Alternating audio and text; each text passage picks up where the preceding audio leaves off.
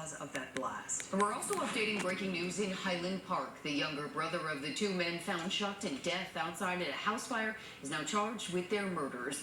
Police tracked down the suspect early this morning in St. Louis, Missouri. He is accused of shooting his two older brothers on Wednesday, then setting their recently deceased mother's home on fire. ABC 7's Eric Kong in Highland Park tonight with the breaking details and reaction to the charges that have just been announced. Authorities have not offered an exact motive for the shooting, but tonight word of an arrest comes as relief to residents near the crime scene.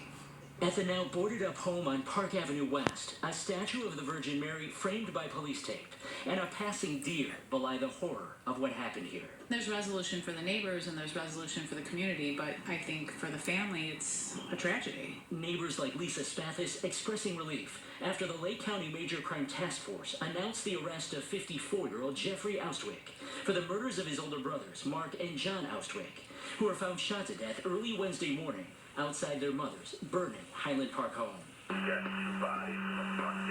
Authorities say Mark and John had met with their sibling to talk about the property when Jeffrey shot them to death, set the house on fire, and fled.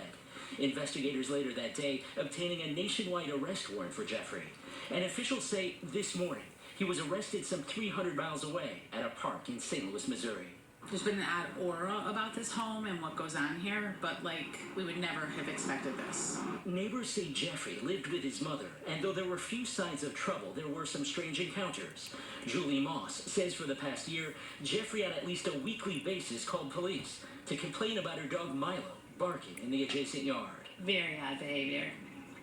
Very strange. I'm so happy that there's an end to this story. It's craziness.